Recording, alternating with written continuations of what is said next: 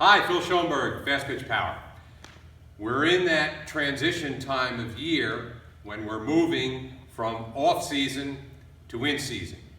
We call that transition time of year preseason. This is a time that I get a lot of inquiries from coaches. College coaches, travel ball coaches, varsity coaches.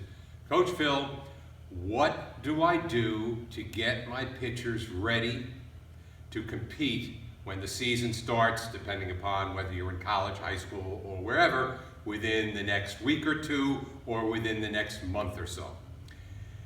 First thing I like to tell my girls is that when you get to preseason, it's time to back off the heavy strength and conditioning. Pay attention, if you're a baseball fan, to what's going on at spring training right now with the baseball teams.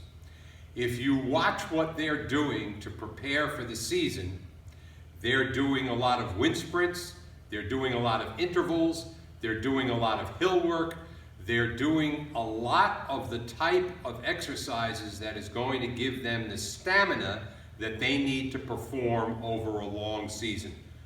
In addition to that, they are also doing a lot of flexibility work to prevent injury. That is absolutely critical. So the first thing I'm going to suggest is back off the heavy weights and start doing flexibility and stamina training so that you can get ready to get out there as a pitcher, stand in the 8-foot circle, and get through 5, 6, or 7 innings without getting exhausted. It's very important that you prepare your bodies to move from one season to the next. If you've been doing what you're supposed to do in the off season, you've been working on new pitches, you've been working on your power, you've been working on the things that are going to make you the best that you can possibly be.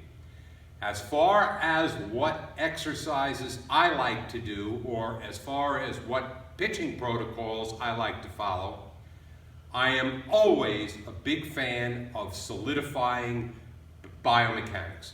And you watch the major league pitchers, and even pitchers who are making $10, $15 million a year are in the bullpen with their bullpen coaches doing all of the fundamental work that they did when they were 9, 10, 11, 12, 13-year-old Little League boys.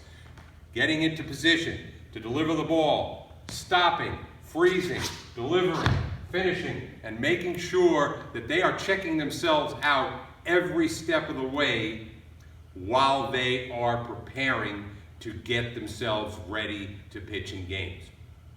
Some of the great drills that I love, and all of the fundamental drills that you've been doing all off season, should be done in preseason. Whatever those fundamental drills may be. For us, it's forearm fire, to make sure that your lower arm is whipping through the throw zone, forearm fire with a drive through, all of the end game drills where you're solidifying hand path and making sure that you're balanced, full end game where you're making sure that you're incorporating lower body power with upper body speed, the transition drills of reach, track, power K position, again balance, vertically stacked, fire and drive, transitioning back to the 8-foot circle. Once you've done your fundamental drills, one of my absolute favorite drills to do to build stamina and strength is progressive long toss. Start at about 50 feet and do 3 or 4 deliveries where you just walk into the pitch and deliver the ball. The further away you get, the more relaxed you become. You make sure that even though you're getting further and further away from your target, that you are staying relaxed and that you are mechanically sound. From 50 feet, you're going to go back to 60 feet and you're going to do the same thing, 3 or 4 deliveries, depending upon what level you're at. From 60 feet, you're going to go to 70 feet.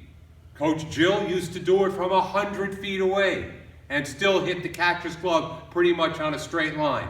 Once you've gotten back to what you feel is your full distance, pushing the envelope, even if you get back to a point where you're bouncing the ball before it gets to the catcher, that's fine. Push the envelope. Best thing for arm speed and arm strength has always been, in my opinion, progressive long toss.